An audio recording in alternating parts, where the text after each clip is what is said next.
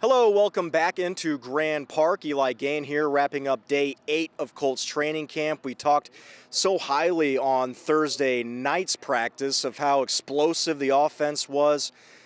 Throws being dropped into buckets from both of the quarterbacks, Anthony Richardson and Daniel Jones, and maybe a little bit of a hangover, so to speak, here on Saturday. Not the most clean practice for sure, but I will say a lot of red zone work today.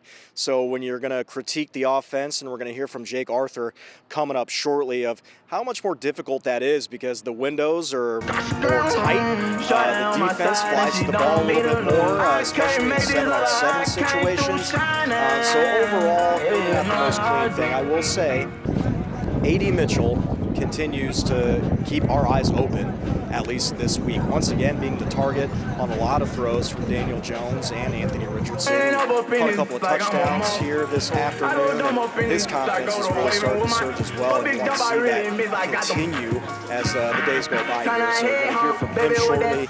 But overall today, I think you would give to the defense. I don't know if you can pick one side or the other. Just another generic day here and another day to stack to try to improve. There were some things to improve on. You're going to hear that coming up. There's some things that you want to continue to eliminate as camp goes on. So we caught up with the coordinators and a couple of players sprinkled through today's practice. Here's what they had to say. Unique way at Penn State. How do you balance, opening up the playbook for him and getting him to buy into your scheme? Yeah, it's as we evaluate how to use any young player, we're going to let him play to their strengths, and he's so versatile. He does so many things so well, but you also want to be careful not to throw too much on a rookie. He's doing a great job of handling what we're asking right now, and this time of training camp, we sort of put in the whole offense, so it is a lot mentally for guys to work through making sure they know all the details of their job, and when you move around the multiple roles, multiple spots within every play, really in a highly detailed manner. So it's something we're being really conscious of, but at the same time, he's a young man that can do a lot of things well, and we're gonna let him try some of those things and see what can help us for the season. So as we're going through camp, we're mixing him in and out of different roles, different spots, different assignments, and seeing how he handles it, and he's been doing a great job. Has Anthony Gold taken a step as a receiver? Absolutely. He put in a really good off-season of work, and it's showing here at camp. He's flying around out there. He's making plays. The ball gets spread around in training camp sometimes because you utilize the entire installation of the offense, and we put a bunch of plays in, and the quarterbacks are working their progressions.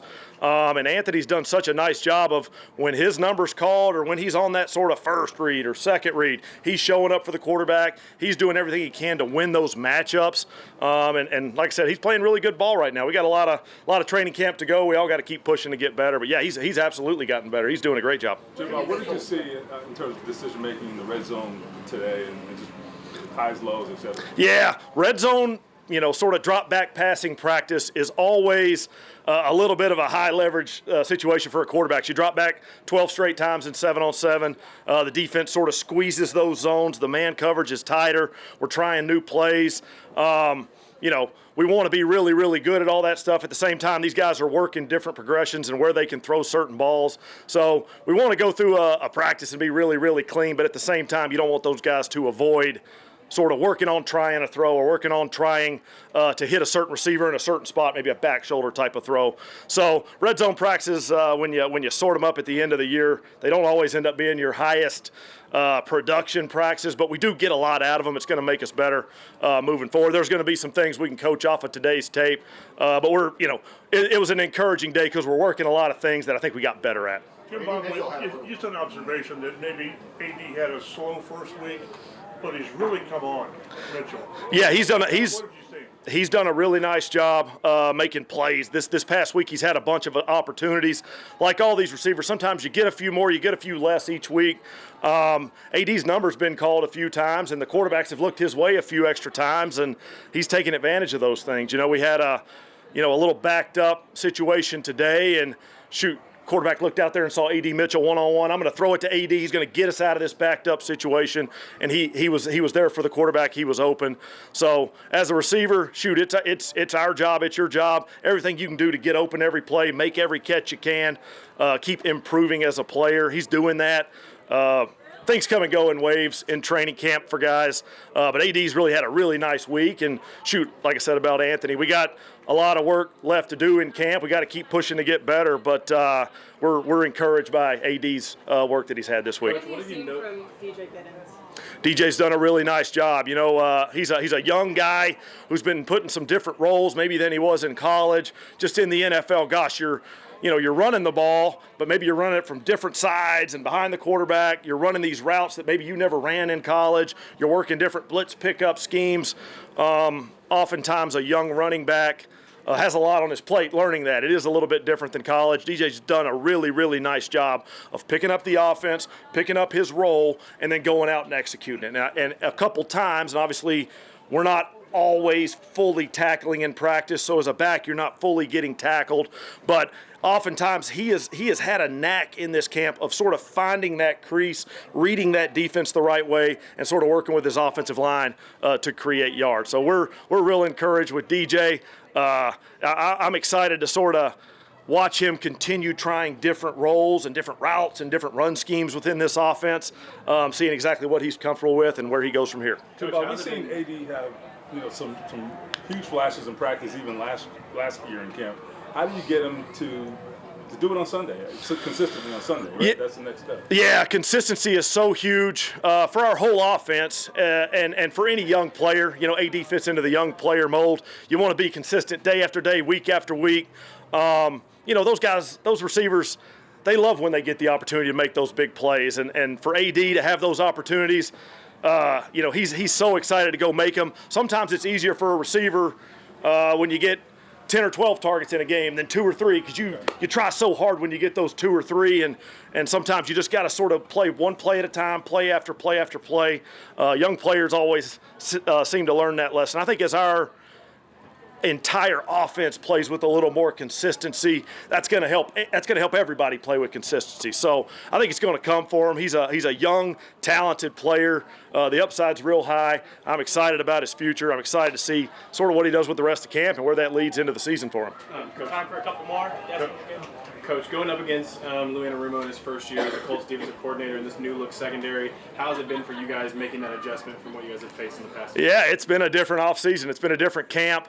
You know, a lot of different fronts, a lot of different coverages, a little more tight man coverage, a little more some different pressure packages that we're working to pick up. You know, Lou's done such a nice job over the years of really giving offenses fits in the NFL, and you know, we're seeing that full defensive install right now. We're having to get ready sort of for a brand new collection of problems that he causes every day when he installs stuff. So we're out there working on our stuff. He's working on his stuff, and you know, he's allowing different guys to work different things, whether it's maybe a center who's seeing different fronts or a receiver who's getting a little more tight coverage. All that stuff's really, really good for us. So it's been a different camp for our offensive guys and our offensive coaches sort of attacking that scheme or trying to, you know, sort of figure out the nuances of that scheme, which I think is going to be really good for us as we get to the season. I'm excited about it. With a few days, Last question here.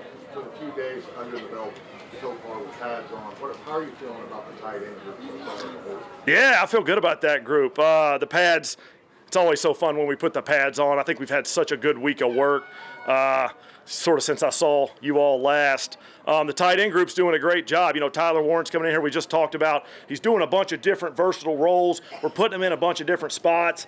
And then, you know, you got Mo Alley Cox, you got Tree, you got Mallory's really doing a nice job. Those guys are doing a great job sort of in the blocking game. A lot of times we cover the passes. We talk about the great catch that Mallory made. Tree had a great catch today. Mo's had a bunch. You know, those guys make great plays in the passing game. Obviously, Tyler's kind of had the big fun video clip catch of the day the other day. Those guys have all made plays in the passing game, but they're doing a really nice job of blocking. At the tight end position, you got to do both. Those guys are a big part of our offense. And for our offense to get where we need to go, you know, that tight end room's really gonna help us, I think. But the work in pads has been great. It's as close to real football as we're going to get till we turn the lights on and play a real game. So we're excited to continue that work and keep them coming. So appreciate y'all coming out today. You like what you see so far? Yeah, he's a rookie. Rookie corners will will go through ups and downs, both in practice and in the preseason games. So he's, we've got some guys nicked up, and all those guys will get reps, and so we'll see where it goes with him. Coach, what have you been seeing from Justin Wally coming in as a rookie and starting at that number 2 outside corner? Well, since the day he's been here, first and foremost, his energy level, his competitive spirit, everything about him has been what we want. Those guys in that meeting room, generally speaking, corners are usually, jumping all over the place. They have a lot of energy, and that's a good thing. He embodies that, and he's tough. He's competitive. Again, rookie corners. It's a process for them, and it's there's gonna be some bad plays, but there's also going to be really good ones, and you just got to have a next play mentality, and he definitely has that. So he's smart. He's learned inside and outside, so I'm pleased with where he's at. Coach, Joe Boschi has had an outstanding camp. You've seen him kind of look like he could be a starter. What do you make of this game?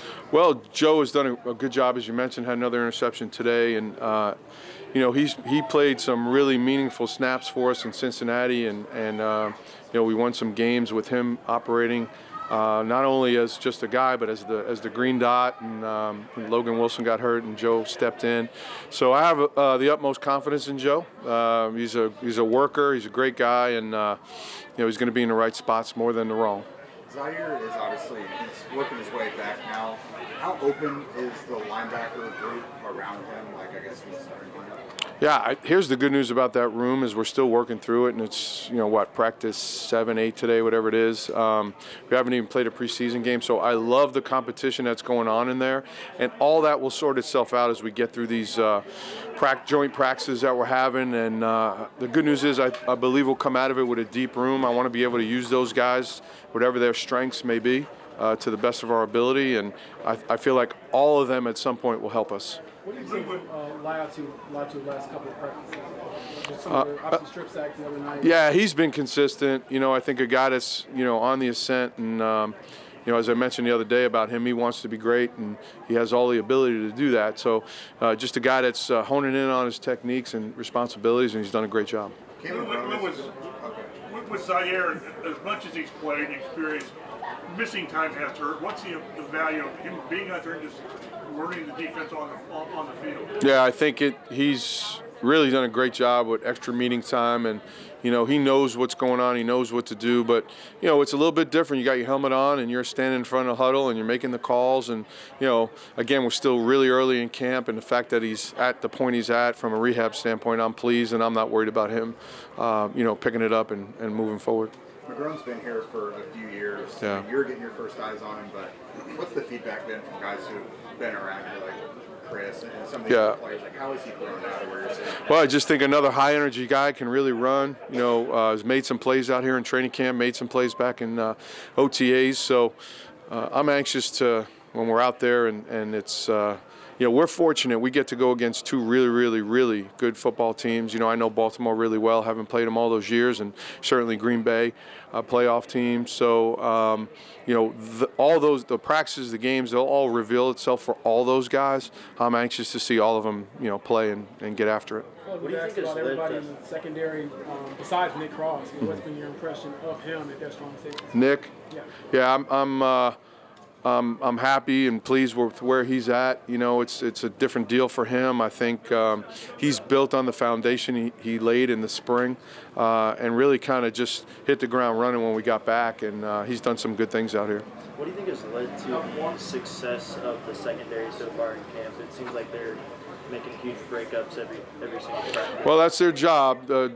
Job description A1A is to cover a guy and knock the ball down. So, we've got some guys that are being in good position and been able to make plays. There was good energy on the sideline, and I want that all the time. Those guys are competing at a high level, and we just want to make sure that they're out there. Listen, this is a tough game.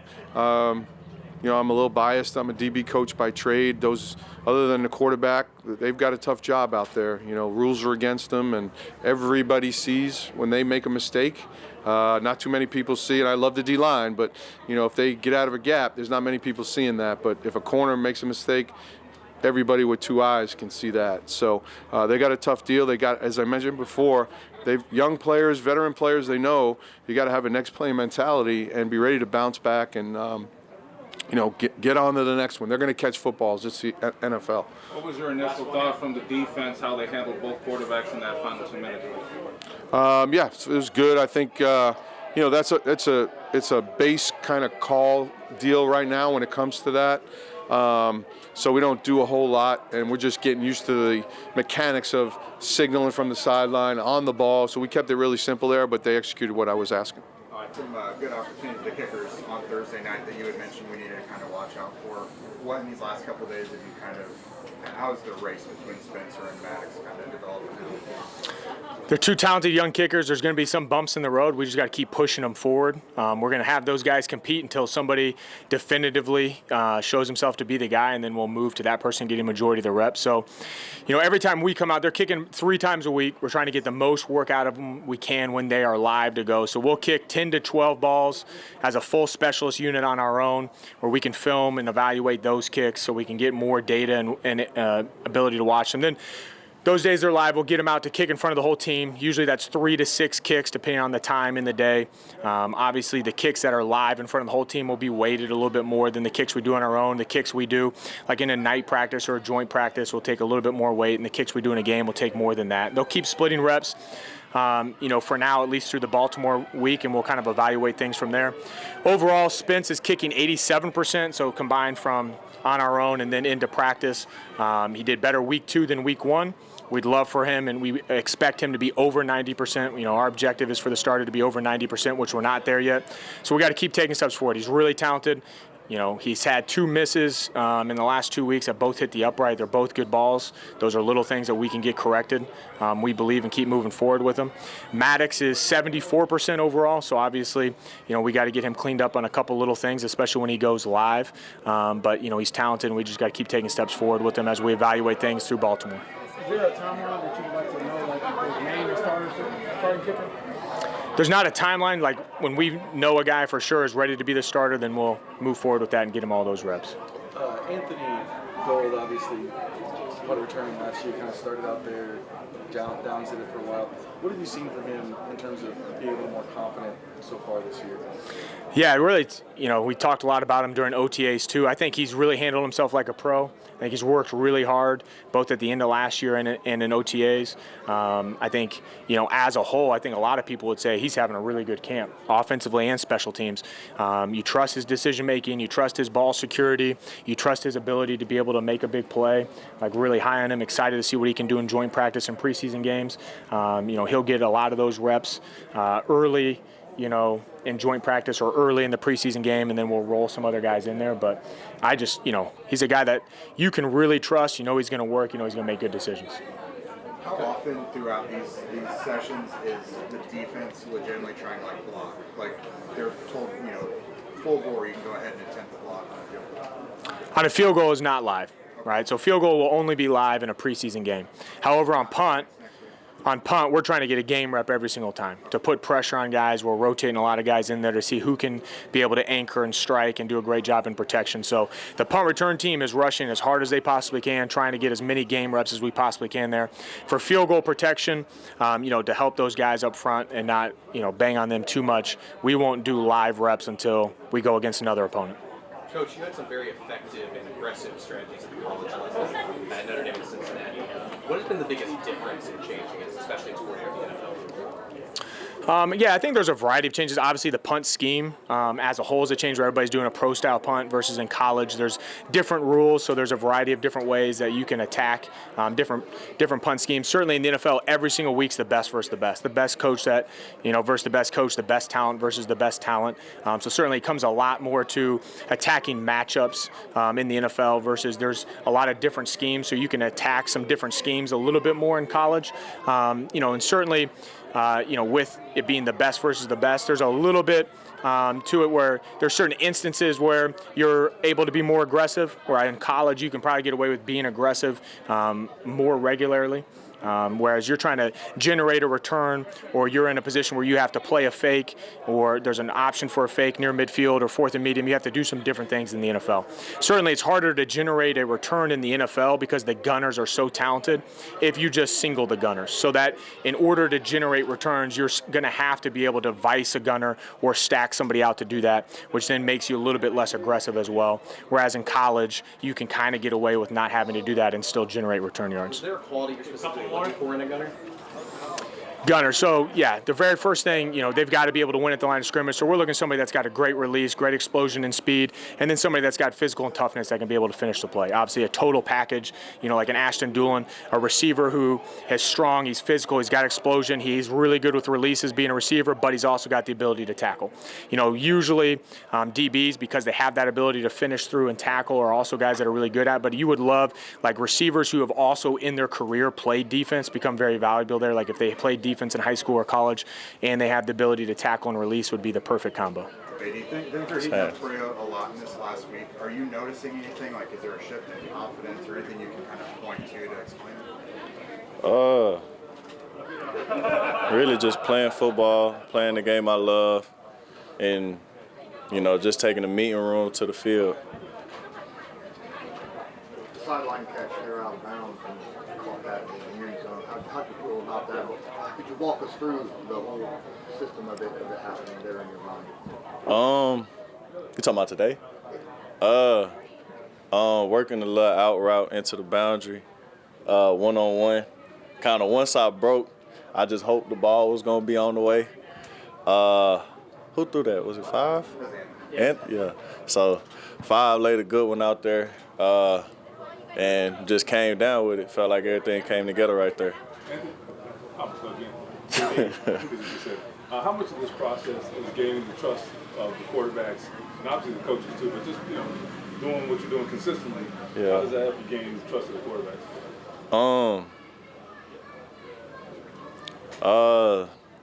You just go out there and just try to execute the best of your ability every chance you get. I feel like I have a lot of ability, so I try to put it on full display every day, every snap.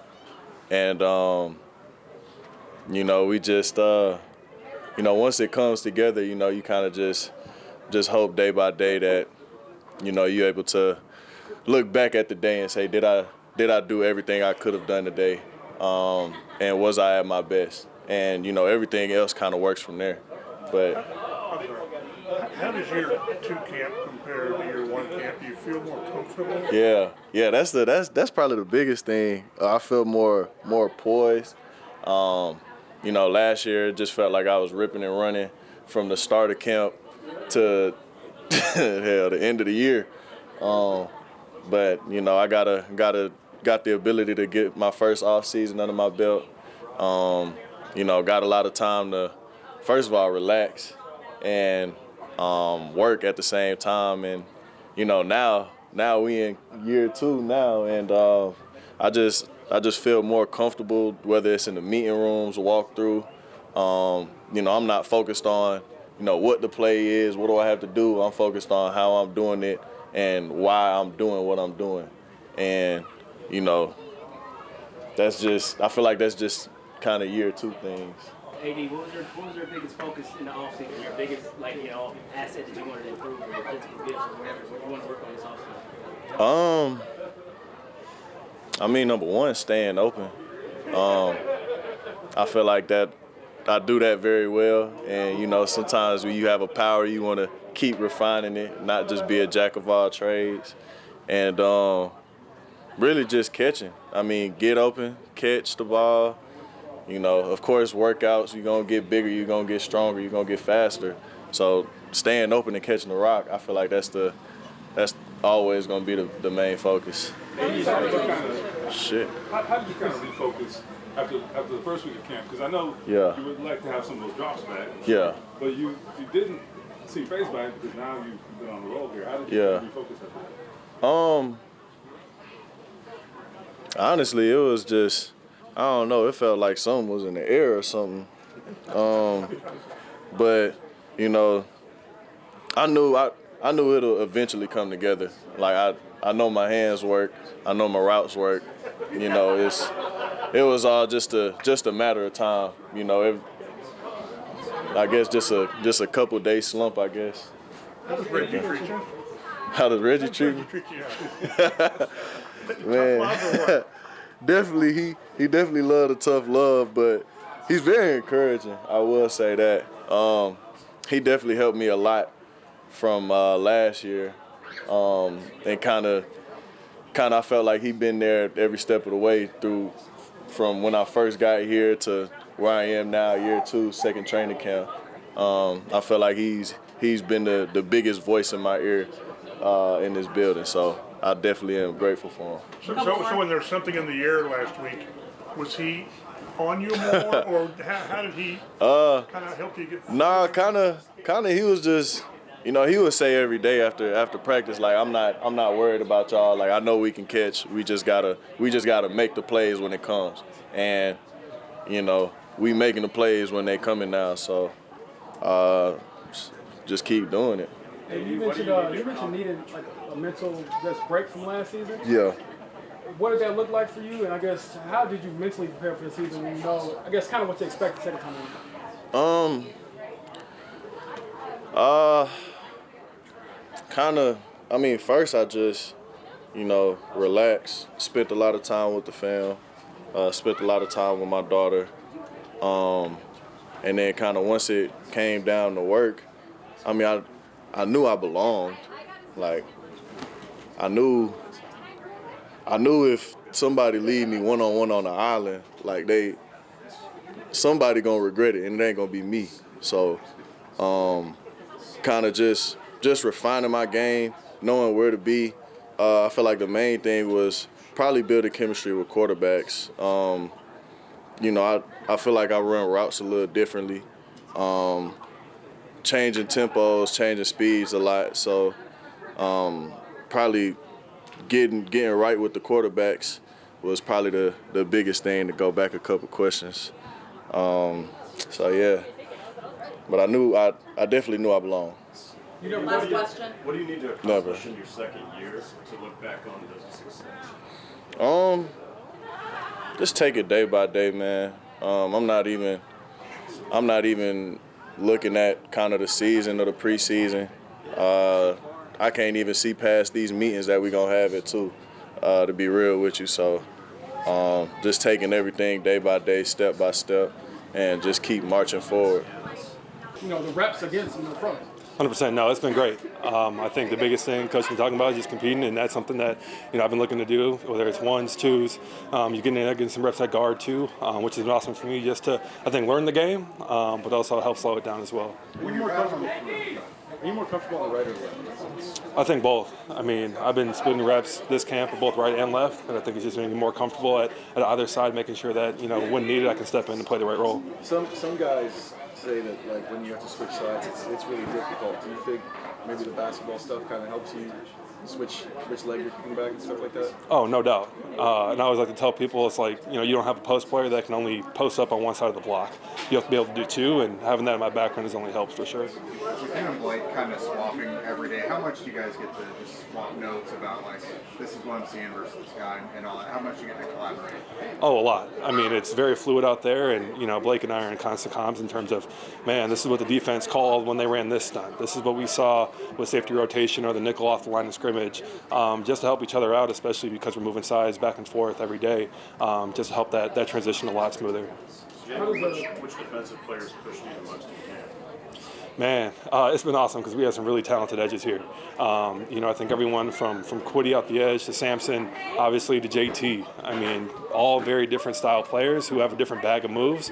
I think which has forced me to get better each and every day and kind of do my own self-scout. Like, man, on Thursday you struggled against this. Let's walk into Saturday working on that and making sure that once we get Quiddy back up to the line, I'm able to stop that move. What's it been like playing for Coach Toronto? And I guess what's the balance between him being hard on you guys, but also giving you a little bit of love? Yeah, no, I love Coach, and I think that he's very demanding of our room, and rightfully so, because I think we have one of the hardest positions on the field, and we have to play 5 as 1, and that's something that he preaches every single day. And I think that he's obviously one of our biggest critics, but also our biggest supporter, and that's something I think that we feel as a room, and why we're able to go out there and have success.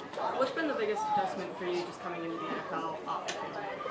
Yeah, we were just laughing about it. Whereas your time away from football is vital, just as vital as your time on the field. And it's like, how do you get your body back to 100%? How do you trust your process to make sure that you're coming in, making sure that you don't have any mental errors or mistakes come practice? So that's been something that I've been working to fine tune, especially over the last 2 weeks. Bit of a weird question, but when you're in college, you're all around the same age. What is it like to join a team where I don't know if the interests are the same for football, but some people have, families and kids and whatever else. So what's that adjustment been like? No, I think it's been fascinating. I think just to see where it's like we were sitting at a family dinner in the spring during OTAs, and guys are bringing in their 2 and 3 kids and wives and stuff, and the rookies are sitting around, and we just have each other right now. And it was like, okay, this is you're a small fish in a big pond now, and it's like, how do you continue to grow and mature in this space, knowing that you are competing with people who've been in the league for 10+ years. How valuable has it been to learn from some of those guys already on the roster, Bernard and Braden and some of those guys? Oh, it's been awesome. I mean, especially with guys who have been in the league, found success, who are on their second contracts now, and even guys like Quentin Nelson, who are, continuing to bring us along as rookies and show us the ropes, and making sure that, mistakes do come, but how to respond to those are most important. One more. Tanner and Matt were in your shoes last year, rookies, they weren't starting, but now they're battling for starting spots. How have you been able to, view them as an example for where you might be, later this year or even next year? How have you been able to use them as kind of a guide? Yeah, no, it's been cool to see, I think, their journeys and how they've been able to step into positions last year, to contribute in meaningful ways to the team. And if you look at their growth journeys, it's been not always steady up, but they've always found a way to continue to get better. And that's something that I'm looking to do through this training camp and through obviously this season is I'm not going to have my best day every day, but how can I continue to get better each and every day to make sure I can contribute to this team when needed. I'm linebacker, safety, you've been out there with plenty of special teams. What's that been like? Do you prefer to kind of try and master one thing, or do you like being thrown into so many different things? I enjoy being thrown into a lot of different things just because, one, it forced me to learn a lot and to grow more, but two, it just gives me more opportunity to see the field, and that's kind of the goal, is just get on the field however it is possible. If it's special teams or defense, whatever I can do to get on the field on a Sunday and help the team out, that's what I'm going to do. Hunter, you had a bit of a reputation as a bad guy. I think that's just aggressive. Okay. Right?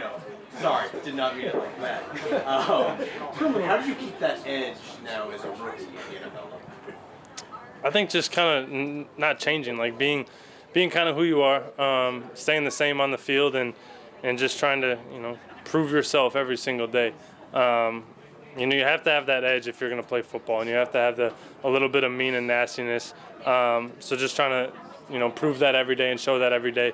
It's kind of one of the big goals, and that in turn hopefully will help me see the field. What's been your impression of Lou Anarumo so far? The what? What's been your impression of Lou Anarumo so far?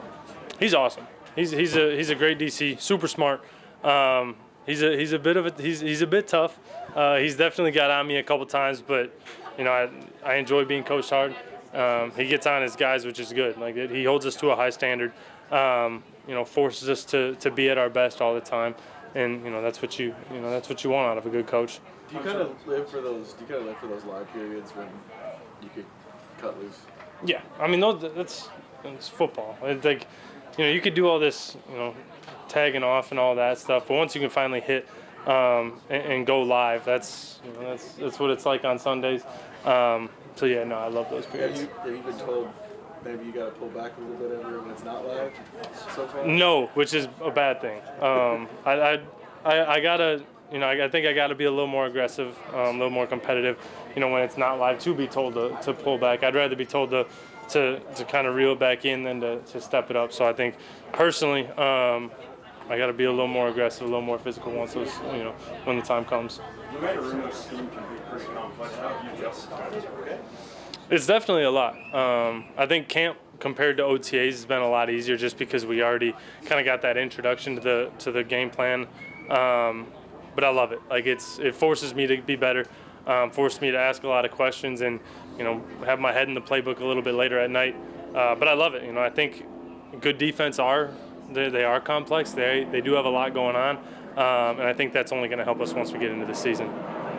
Well, there you heard from some of the coordinators and some players as well. Jake Arthur joining us now from Locked On Colts. And we looked at Thursday. Everything was excellent. Everything just seemed perfect, right? The offense was making explosive plays. Now we transition to today, Saturday afternoon, or morning, I should say. Not as clean and crisp as Thursday, I would say, right? No, yeah, I mean, the main focus today was the red zone, which inherently is going to make things more difficult. Your completion percentage is going to drop because it condenses the field quite a bit. Yeah. But even that considered, Anthony Richardson especially, not his best day. He's had two really, really rough days out here, and today was one of them. Timing was off. He was throwing behind guys. It just was not in sync whatsoever. Daniel Jones was a bit better. This was probably one of his better days. He was about 10 of 14, whereas Anthony was 3 of 10.